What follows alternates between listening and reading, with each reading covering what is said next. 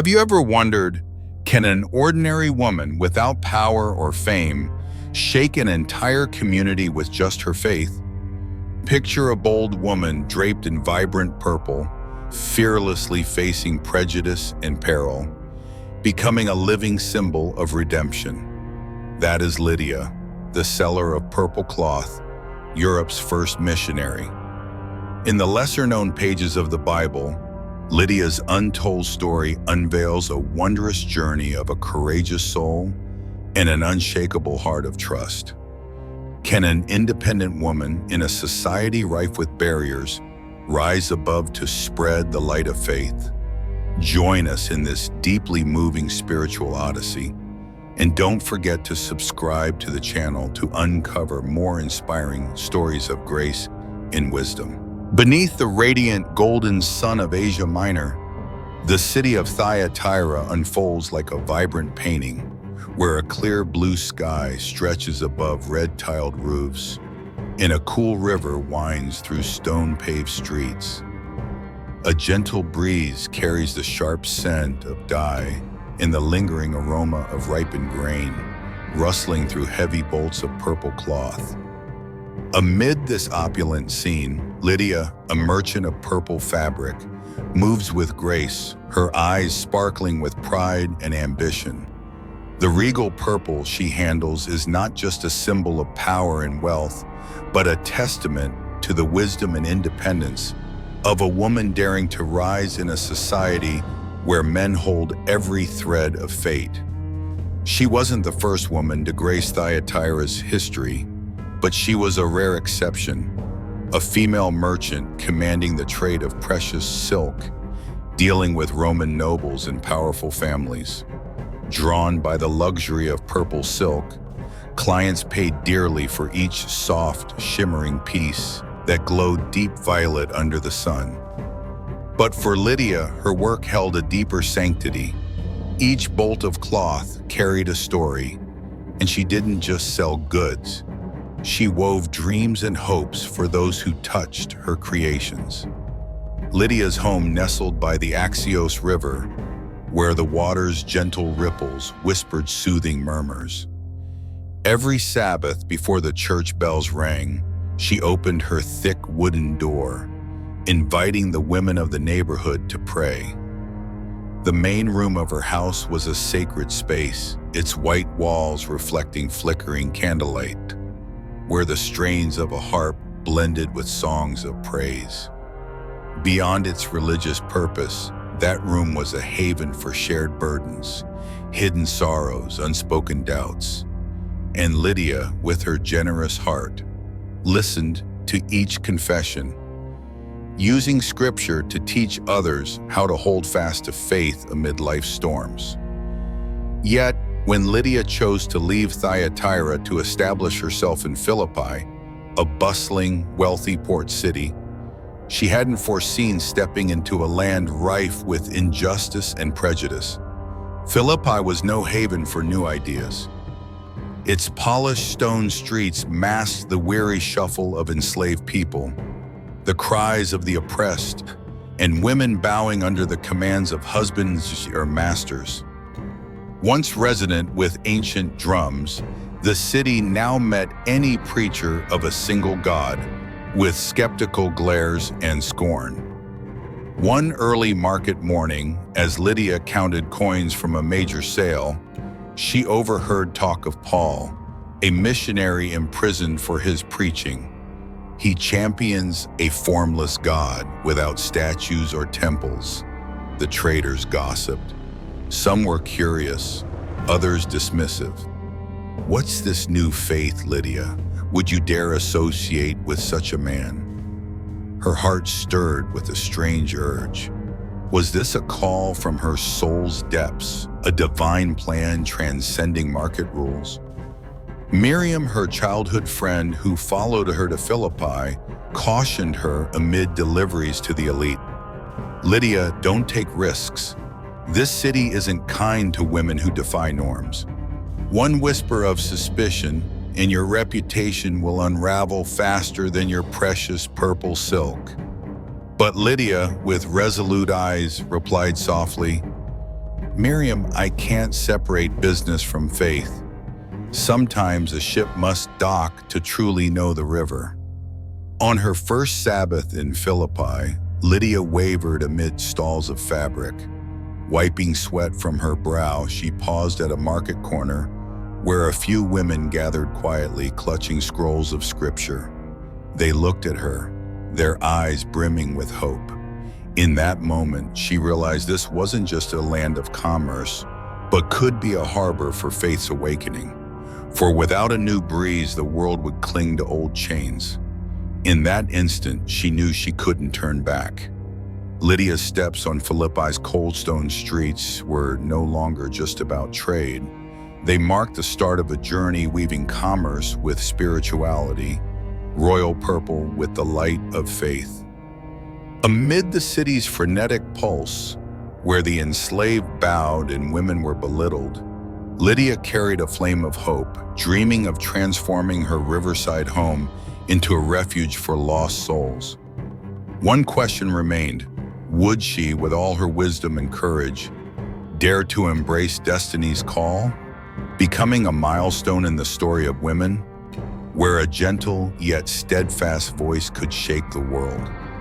In Philippi's vibrant tapestry, Lydia, the seller of purple, was poised to add new strokes, not just through trade, but through spirituality and unwavering faith.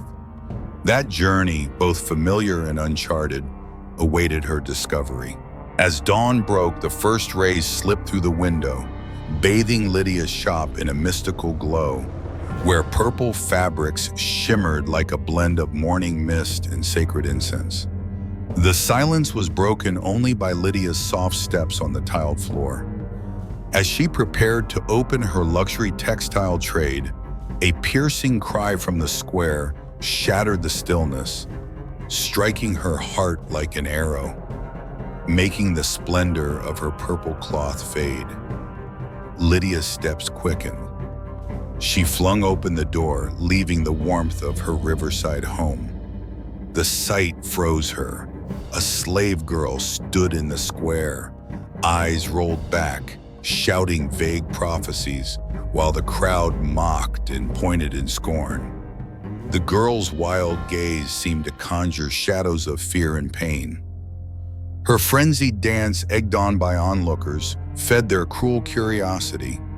A chill ran down Lydia's spine. She knew slaves weren't mere entertainment. Every life held worth, no matter how lowly.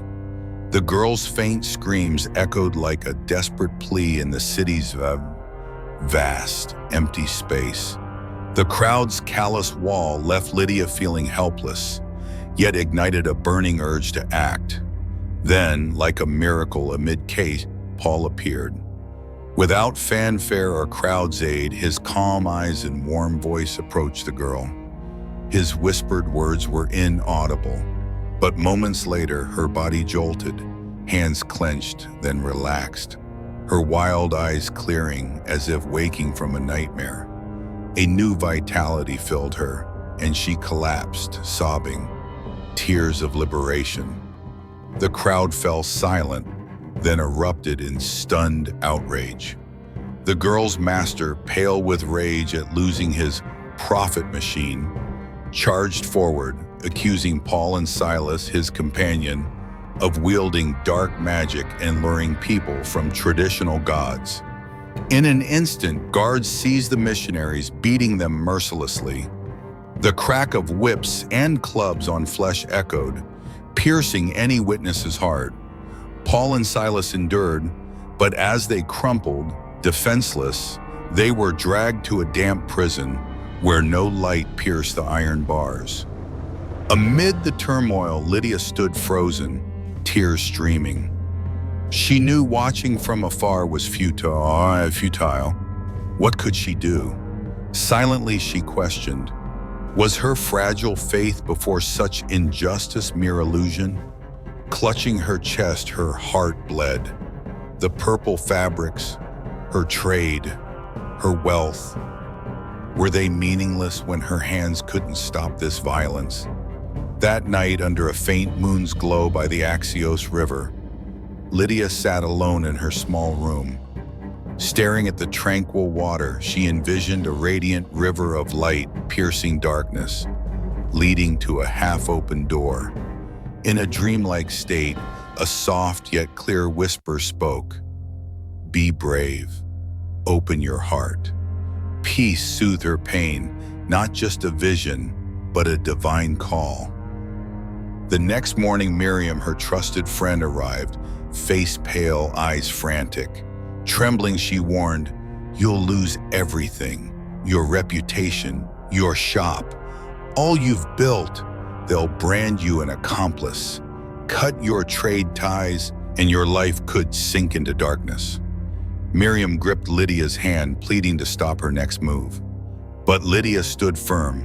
Looking at Miriam, her voice was gentle yet resolute. "If I don't stand for justice, all success is empty.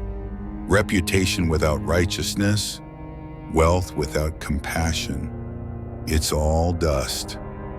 Her brief words carried faith's power. A fire blazed within, the river of light from her dream, no mere fantasy but a map for the path ahead. After a moment's hesitation, Lydia resolved. She would open her home to society's outcasts, fragile souls craving love and hope. She vowed her riverside house would be more than a place for weaving and trading. It would be a sanctuary for those seeking faith. She knew this choice would ripple beyond herself and her family, potentially reshaping Philippi's community. At the next dawn's glow, Lydia flung open her doors, painting a welcoming message in gentle script. "Every soul is welcome." The simple yet profound words spread swiftly through the streets. Curious passers-by approached, their steps like light seeping through cracks. A new journey began, sparked by bloody conflict, now steering toward hope and redemption. A question lingered in Lydia's ears. Would she have the courage to weave a new chapter of faith, even as society doubted and rejected her? But her eyes held no fear, only faith, guiding her like a river of light to hope's open door. As the first stars peeked through the clouds, Lydia didn't hesitate. She draped her precious purple cloak, lifted a woven basket brimming with bread, cheese, and dried fruits, and slipped out of her riverside home by the Axios. On the stone-paved path to the prison, the river's gentle ripples seemed to harmonize with her steps, echoing the steady cadence of her faith. In that moment, Philippi's clamor faded, yielding to a quiet yet powerful mission. At the prison, flickering torchlight cast eerie shadows on rusted bars, painting a grim scene. Yet Lydia's eyes glowed with hope. She tapped the iron gate, the metallic clang sharp, and whispered through a gap to Paul and Silas, "You are not alone." Her words, soft but warm, pierced the dungeon's chill. Paul nodded in gratitude, his eyes alight with deep appreciation. Silas clasped her hand as if returning her comfort. On her walk back, Lydia's mind churned. She thought of the weary women in the market, the tired smiles of slaves, the curious gazes of children by vendors' carts. She realized that beyond grand sermons, it was humble, quiet acts that touched hearts. Returning to her riverside home, she vowed to make it a true house of hope. The next dawn, as sunlight danced on the water, Lydia opened her large upstairs room, adding simple cushioned chairs and woolen rugs. She hung a wooden sign on the wall, a place of peace and healing. She sent word to the community, widows, abused slaves, merchants weary from trade's pressures.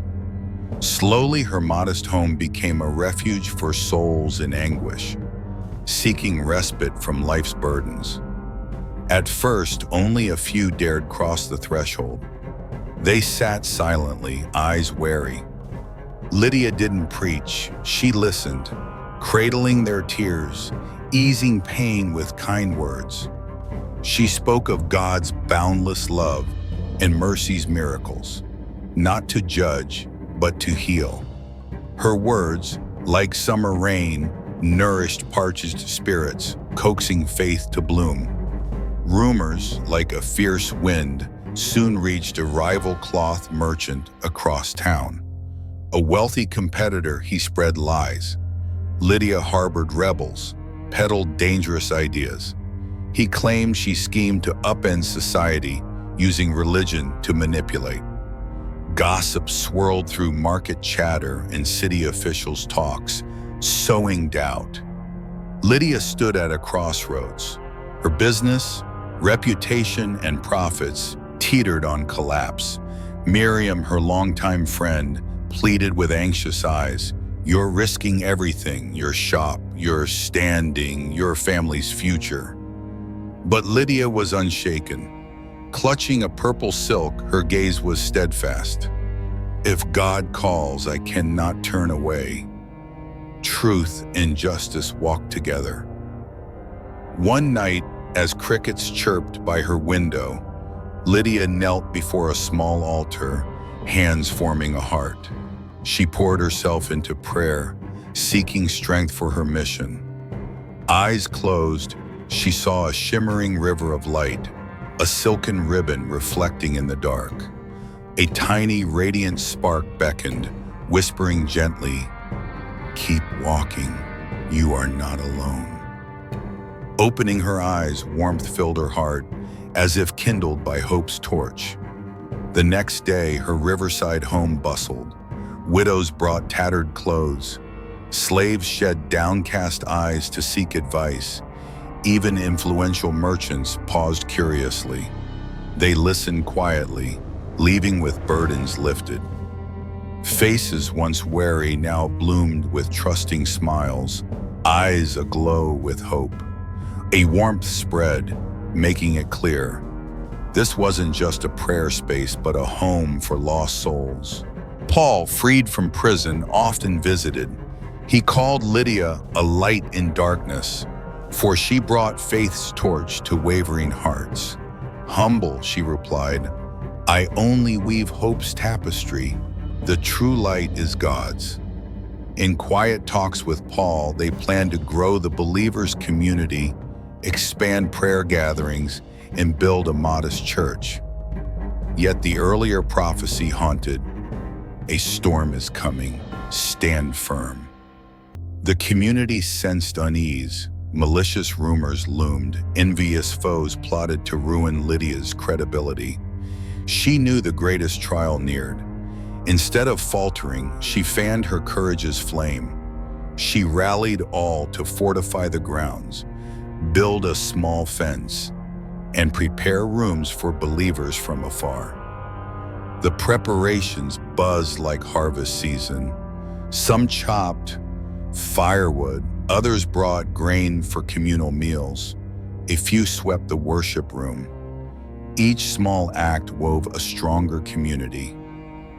Lydia stood amid them, eyes radiant with pride. Those once forsaken had found their worth. She whispered inwardly, "Faith isn't just prayer, it's love in action." When a fierce storm hit, as foretold, the community gathered under the eaves, hands clasped, voices rising in prayerful song. Amid pounding rain, they felt no fear, only a sacred presence enveloping each soul. Lydia's vision of the radiant river returned, affirming that, though tempests loomed, faith's light would pierce the gloom. At dawn, after the storm, the air was crisp. The sight stunned all. Wildflowers of every hue bloomed in the churchyard, as if nourished by miracle. Sunlight streamed through the window, illuminating a banner at the gate. Hope over every storm. From solitary souls, they'd become a trusting family, ready to embrace all. Lydia's journey from a quiet basket of food for prisoners to a riverside haven for spirits proved faith lives not in words but in persistent, compassionate acts. No matter the trial, faith's light finds a way through darkness, offering hope to every heart. In Philippi, that flame burned eternal. As dawn flickered behind gray clouds, a squad of soldiers armed with shields and spears stormed Lydia's modest riverside home. Leading them was her longtime rival, a wealthy merchant, his face pale with venom, his shout thundering, "Lydia harbors criminals! She defies Philippi's order!" The clash of spears against the wooden door rang like an alarm.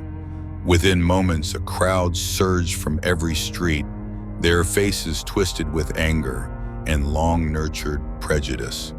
Inside the cramped room, purple fabrics hung like silent witnesses to past prosperity, now a backdrop to a ruthless inquiry.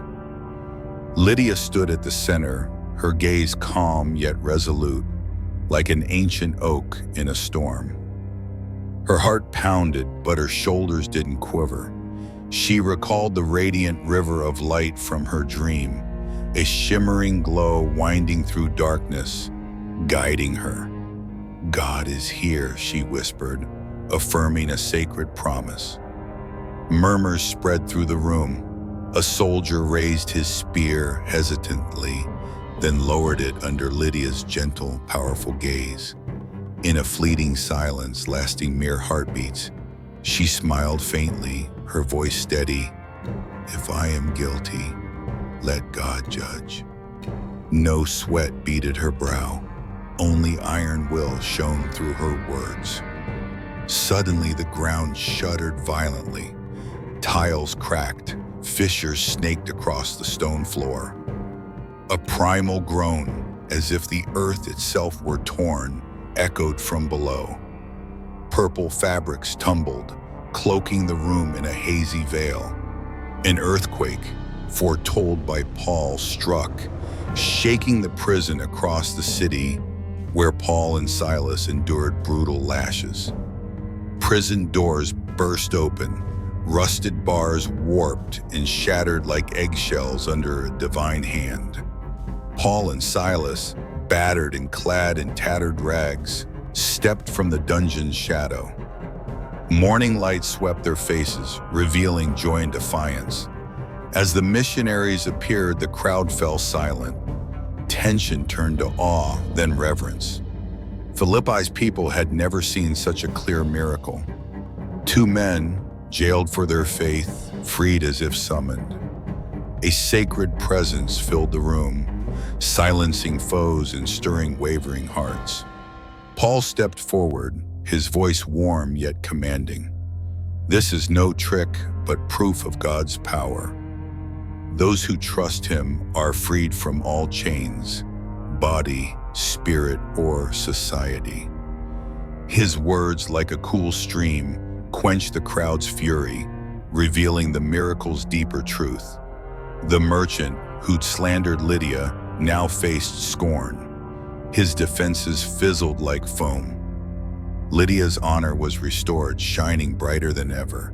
She smiled gently, her eyes brimming with compassion. "This man spoke truth.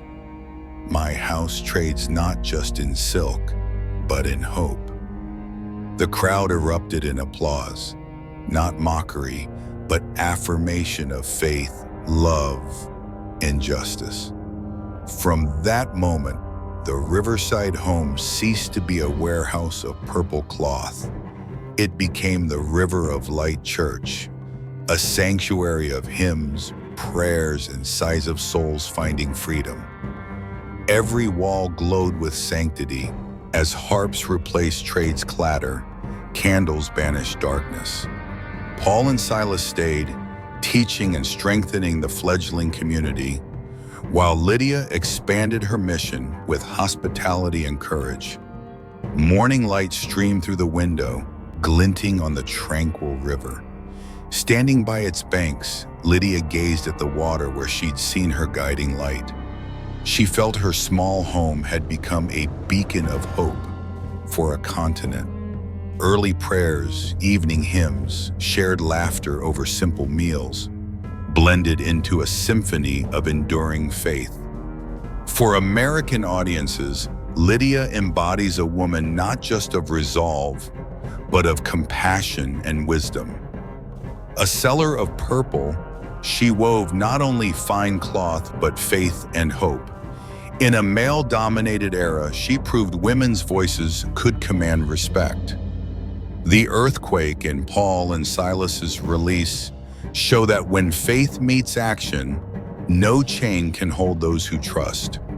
As the River of Light Church opened to believers from afar, Lydia stood at the threshold, arms wide, smiling and welcome.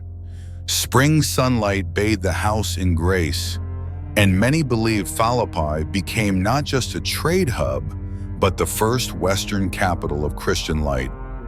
This climax wasn't just miraculous, it proved faith paired with courage holds unmatched power.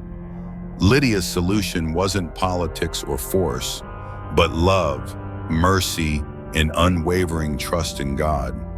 From her humble act of bringing food to prisoners to standing firm in the storm, she became a symbol of a heart that loves and sacrifices for justice. For YouTube viewers, Lydia's story isn't just ancient, it's a timeless reminder. Anyone, anywhere, who dares to believe and act can ignite hope and change the world.